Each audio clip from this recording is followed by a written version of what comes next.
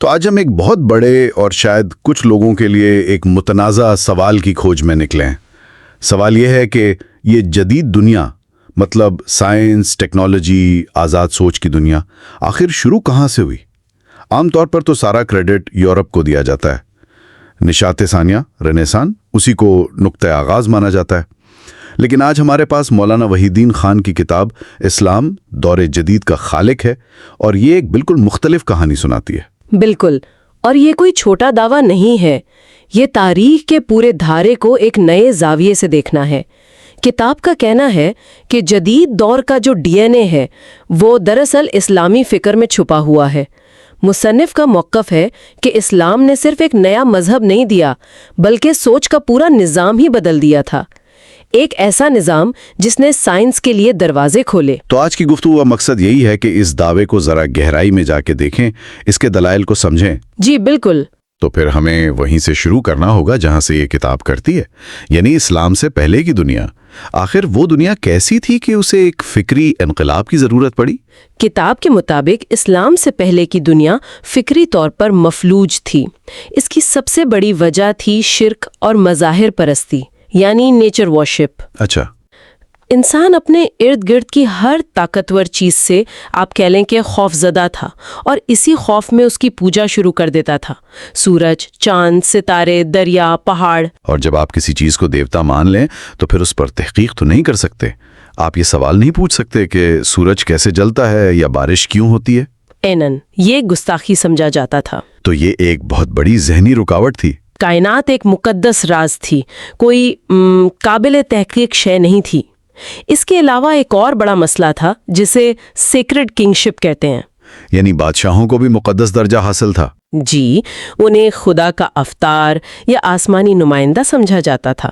ان کا ہر حکم خدائی حکم ہوتا تھا، اس پر سوال اٹھانے کا تو کوئی تصور بھی نہیں کر سکتا تھا۔ تو ایسے ماحول میں انفرادی آزادی، تنقیدی سوچ، یہ تو پنپ ہی نہیں سکتی تھی۔ بالکل نہیں۔ کتاب اس سلسلے میں بطلیموس یعنی پٹولمی کے نظریے کا بھی ذکر کرتی ہے۔ اس نے بھی تو انسانی سوچ کو صدیوں تک ایک دائرے میں قید رکھا۔ جی، بطلیموس کا زمین مرکزی کائنات کا نظریہ جیو سینٹرک تھیوری وہ تقریباً 1500 سال تک غالب رہا۔ 1500 سال؟ جی، اس کے مطابق زمین کائنات کا مرکز تھی اور سورج سمیت تمام سیارے اس کے گرد گھومتے تھے۔ دیکھیں، اس ماڈل نے انسان کو کائنات میں ایک خاص مرکزی حیثیت تو دی، لیکن یہ ایک فریب تھا۔ اور چونکہ آسمانی اجسام کو دیوتاؤں کا مسکن یا مقدس سمجھا جاتا تھا، تو اس ماڈل کو چیلنج کرنا ایک طرح سے مذہبی عقائد کو چیلنج کرنے کے مترادف تھا۔ لیکن یہ نظریہ اتنے لمبے عرصے تک قائم کیسے رہا؟ کیا کسی نے سوال نہیں اٹھایا؟ سوالات تو اٹھے ہوں گے، ضرور اٹھے ہوں گے، لیکن غالب فکری اور مذہبی ڈھانچہ اتنا مضبوط تھا کہ ان سوالوں کو دبا دیا جاتا تھا۔ دیکھیں، تبدیلی کے لیے صرف سوال اٹھانا کافی نہیں ہوتا، آپ کو سوچنے کا ایک بالکل نیا فریم ورک چاہیے ہوتا ہے۔ صحیح۔ اور کتاب کے مطابق وہ فریم ورک اسلام نے توحید کے تصور کی شکل میں فراہم کیا۔ اچھا، تو یہاں سے کتاب کا اصل دعویٰ شروع ہوتا ہے۔ ایک طرف شرک اور بادشاہت پر مبنی ایک جامد دنیا، اور دوسری طرف اسلام کا تصور توحید۔ بظاہر تو یہ ایک خالص مذہبی عقیدہ لگتا ہے۔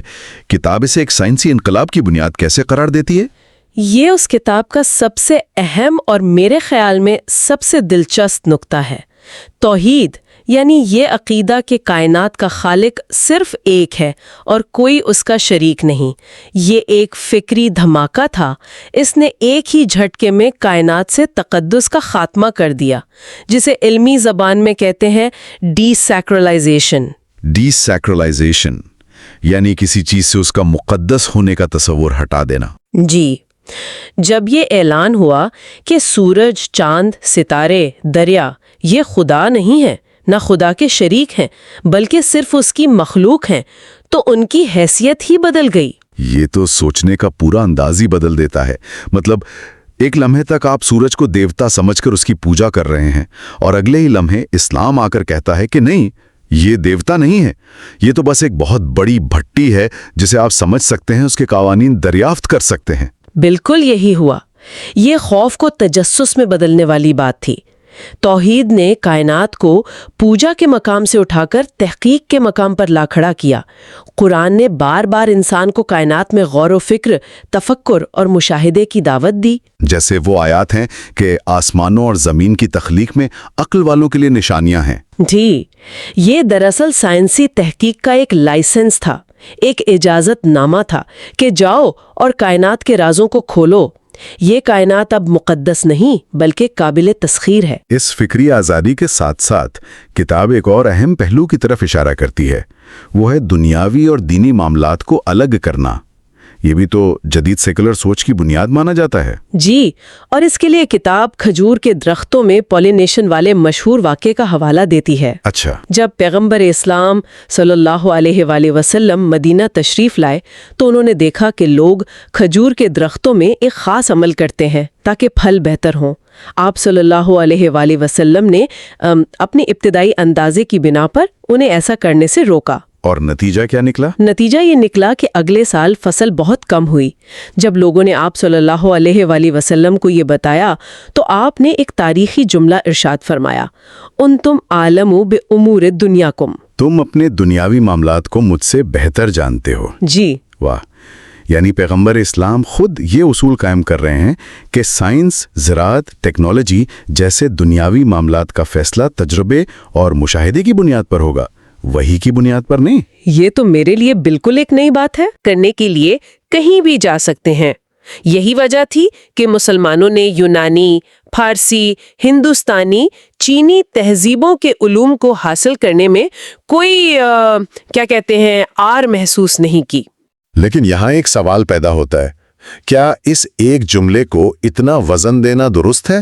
کیا ایسا نہیں ہو سکتا کہ بعد کے ادوار میں علماء نے اس آزادی کو محدود کرنے کی کوشش کی ہو؟ کتاب اس تضاد پر کوئی بات کرتی ہے؟ یہ ایک بہت اہم سوال ہے۔ کتاب کا فوکس اس ابتدائی فکری انقلاب پر ہے جس نے بنیاد فراہم کی۔ بلا شبہ بعد کے ادوار میں فکری انحطاط بھی آیا اور اس آزادی پر قدغنیں بھی لگیں، لیکن مصنف کا استدلال یہ ہے کہ وہ ابتدائی چنگاری، وہ بگ بینگ اسلامی تعلیمات سے ہی شروع ہوا تھا۔ اچھا۔ اور اس کا سب سے بڑا ثبوت یہ ہے کہ مسلمانوں نے صرف دوسری تہذیبوں کے علم کا ترجمہ نہیں کیا، بلکہ اس میں ایک انقلابی چیز شامل کی، تجرباتی طریقہ کار، ایکسپیریمنٹل میتھڈ۔ یہ اہم ہے کیونکہ یونانی علم تو زیادہ تر فلسفیانہ اور نظریاتی تھا۔ بالکل، یونانی مفکرین سوچ بچار اور منطق پر زیادہ زور دیتے تھے، عملی تجربے پر کم۔ کتاب میں جابر بن حیان کا ذکر ہے جنہیں تجرباتی کیمیا یعنی ایکسپیریمنٹل کیمسٹری کا بانی مانا جاتا ہے۔ کیمیا کا بانی؟ صرف بانی کہنا بھی کم ہے۔ وہ پہلے شخص تھے جنہوں نے کہا کہ ہر تجربے کو لکھو، اس کے نتائج کو ریکارڈ کرو، چاہے وہ ناکام ہی کیوں نہ ہو۔ یہ ایکسپیریمنٹل میتھڈ کی روح ہے۔ اچھا۔ انہوں نے کیمیا کو جادو ٹونے سے نکال کر لیبارٹری میں لا کھڑا کیا، جہاں ہر چیز کو تولا اور ناپا جاتا تھا۔ تو یہ ایک بہت بڑی علمی تحریک مسلمانوں میں شروع ہوئی۔ توحید نے کائنات کو قابل تحقیق بنایا اور پیغمبر اسلام کے فرمان نے دنیاوی تحقیق کو آزاد کر دیا۔ لیکن آج کی دنیا تو مغربی سائنس پر کھڑی ہے۔ تو پھر سوال یہ پیدا ہوتا ہے کہ یہ علم مسلمانوں کی لائبریریوں سے نکل کر یورپ کی یونیورسٹیوں تک پہنچا کیسے؟ کیا یہ کوئی حادثہ تھا یا ایک باقاعدہ عمل؟ کتاب کے مطابق یہ ایک طویل اور باقاعدہ عمل تھا۔ یہ بنیادی طور پر دو راستوں سے ہوا، ایک اسپین یعنی اندلس اور دوسرا سسلی۔ اسپین میں تو مسلمانوں کی حکومت بہت طویل عرصے تک رہی۔ جی، تقریباً 800 سال۔ اس دوران قرطبہ اور غرناطہ جیسے شہر علم و فن کے عالمی مراکز بن گئے۔ یہ کوئی خفیہ عمل نہیں تھا۔ اسپین کے شہر جیسے تلیتلا وہ علم کے آپ کہہ لیں میلٹنگ پاٹس بن گئے تھے۔ Melting parts? جی، آپ تصور کریں ایک ہی لائبریری میں مسلمان، یہودی اور عیسائی عالم بیٹھے ہیں اور عربی میں لکھی طب، فلکیات، ریاضی اور فلسفے کی کتابوں کا لاطینی میں ترجمہ کر رہے ہیں۔ تو یہ علم ایک نسل سے دوسری نسل، ایک تہذیب سے دوسری تہذیب میں باقاعدہ منتقل ہو رہا تھا۔ جی، اور کئی بڑے مغربی مورخین اس کا کھلے دل سے اعتراف کرتے ہیں۔ کتاب میں ہنری پیرن کا قول نقل کیا گیا ہے کہ اسلام نے دنیا کی روایتی تاریخ کا چہرہ بدل دیا۔ اسی طرح الیگزینڈر فون ہیمبولٹ جیسے مفکرین نے بھی عربوں کے کردار کو تسلیم کیا ہے۔ یہی تراجم تھے جنہوں نے یورپ کو اس کے اپنے یونانی ورثے سے دوبارہ متعارف کرایا۔ لیکن اس بار ایک فرق کے ساتھ۔ جی، اس بار اس میں مسلمانوں کی طرف سے تجرباتی سائنس کا طاقتور اضافہ بھی شامل تھا، اور یہی وہ چنگاری تھی جس نے یورپ کی نشاط ثانیہ رینیسانس کی آگ کو بھڑکایا۔ کتاب میں کچھ اور مسلم سائنسدانوں کا بھی ذکر ہوگا جنہوں نے اس علمی روایت کو آگے بڑھایا۔ ہاں، کئی نام ہیں۔ مثال کے طور پر ابن سینا، جنہیں مغرب میں اویسینا کہا جاتا ہے۔ ابن سینا کی القانون کا میں نے سنا ہے۔ جی، القانون فی الطب، دا کینن آف میڈیسن، یہ ایک طبی انسائکلوپیڈیا تھی۔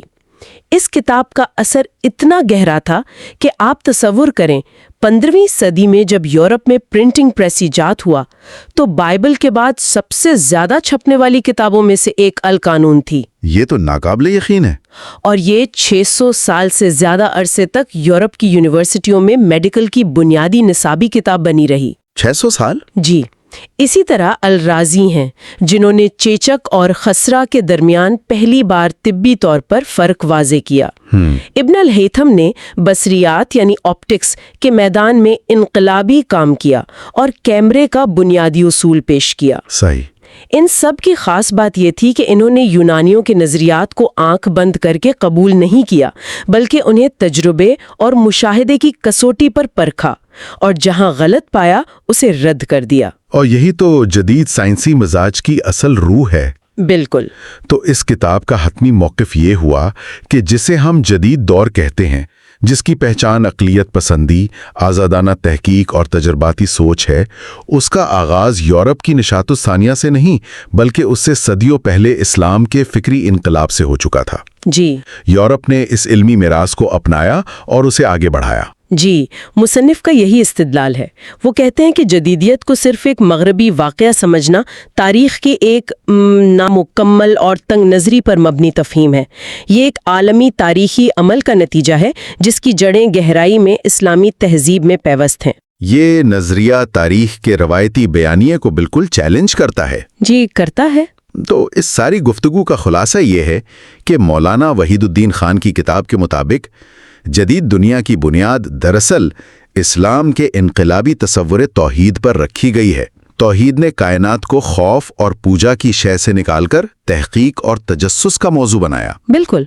اس نے انسان کو مظاہر پرستی اور مطلق العنان بادشاہت کے جبر سے فکری آزادی دی اور تجرباتی سائنس کی راہ ہموار کی۔ جی، یہ ایک ایسا نظریہ ہے جو ہمیں تاریخ کو ایک مختلف زاویے سے دیکھنے پر مجبور کرتا ہے۔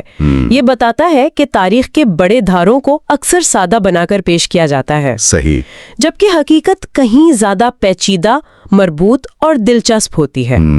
یہ ہمیں سکھاتا ہے کہ علم اور فکر کسی ایک نسل یا قوم کی میراث نہیں ہوتے، بلکہ یہ ایک بہتا دریا ہے جس میں ہر تہذیب اپنا حصہ ڈالتی ہے۔ اور یہ گفتگو ایک بہت اہم سوال پر ختم ہوتی ہے جسے ہم اپنے سامعین کے لیے چھوڑ جاتے ہیں۔ اگر ایک مذہبی تصور یعنی توحید ایک عظیم سائنسی انقلاب کی بنیاد بن سکتا ہے، تو کیا آج کے دور میں بھی عقیدے اور سائنس کے درمیان کوئی مثبت اور تعمیری تعلق قائم کیا جا سکتا ہے، یا وہ ہمیشہ ایک دوسرے سے متصادم ہی رہیں گے؟